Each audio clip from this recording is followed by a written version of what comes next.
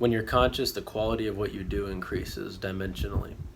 When I say dimensionally, I mean to say that it's not linear, nor is it geometric, nor is it exponential, because those are all numbers on the same graph. I mean dimensionally, which is to say that a new power comes into it, which couldn't have otherwise.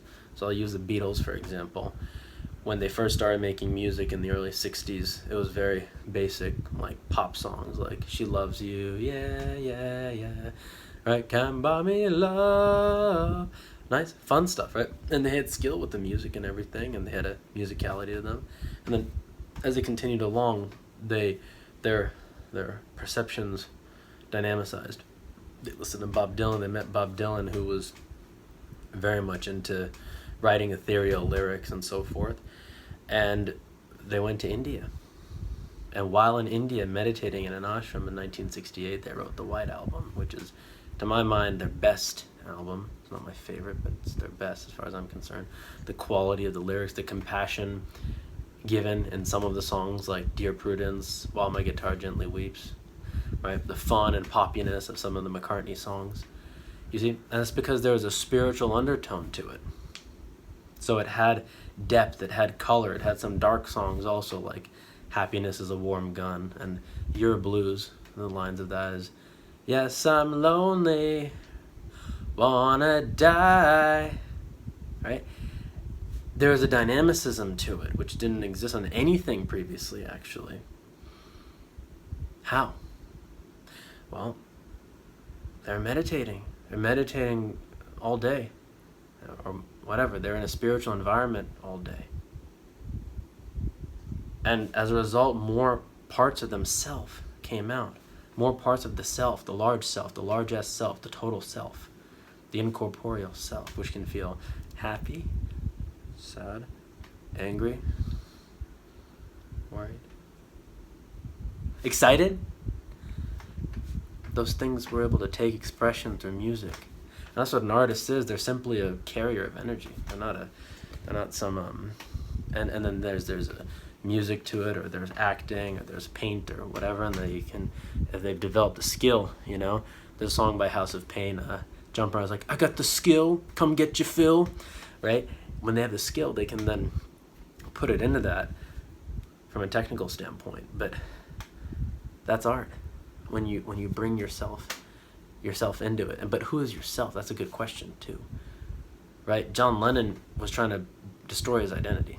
He's probably being a little bit too gung-ho about it, but because I don't know if you can destroy it. Whatever, it's not the point. He realized that who he was this conditioned person, and he was actually a very sort of dark, suffering character. And as a result of that darkness, he was forced to move beyond. And that's why the Beatles' best lyrics come from him. All of the deep songs, with the exception of a few by George, the deep ones, the spiritual ones, are from John Lennon. But those aren't the songs that they're as fun to hear in a concert. I'm going to get a little Beatlesy here, but like Dear Prudence, you don't want to hear that at a concert. Right, you want to hear Back in the USSR, you want to hear Hey Jude, Let It Be. Those are the McCartney songs, right? You don't want to hear Happiness is a Warm Gun at a concert, but you would want to hear Obla Di Obla Da, McCartney song. So McCartney was a more, not spiritual person in that respect, and so his songs were a lot more poppy, more heartfelt, very, very nice, very bright, very endearing, compassionate. The spiritual aspect was given by John and George Harrison as well. And one of their best songs is While My Guitar Gently Weeps.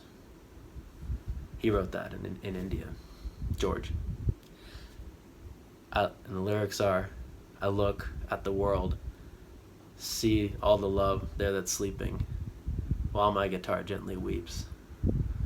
I don't know how you were perverted, you were diverted too. I don't know why nobody told you how to unfold your love. See, and the music within it is lush.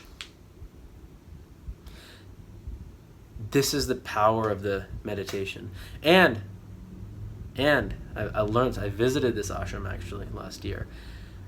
I learned that Ringo had never written a song before. He'd been in the Beatles for like 6 years.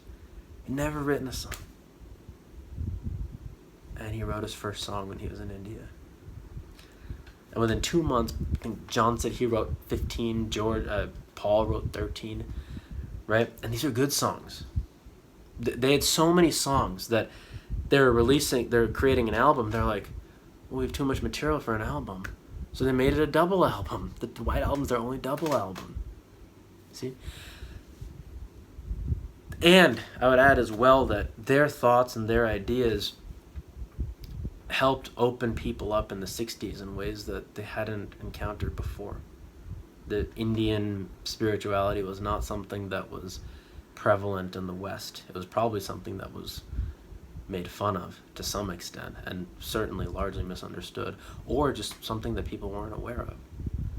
But the Beatles going to India made it a much bigger thing, and it allowed people to tap into themselves in ways that they hadn't before. So this Beatles example is just one example. It's a big example because they're big figures, but it all occurred at an individual level for those people, for those Beatles. So it occurs at an individual level for everybody, and that power gives dimensional power, dimensional authority, not authority, dimensional expansion into the work that you do.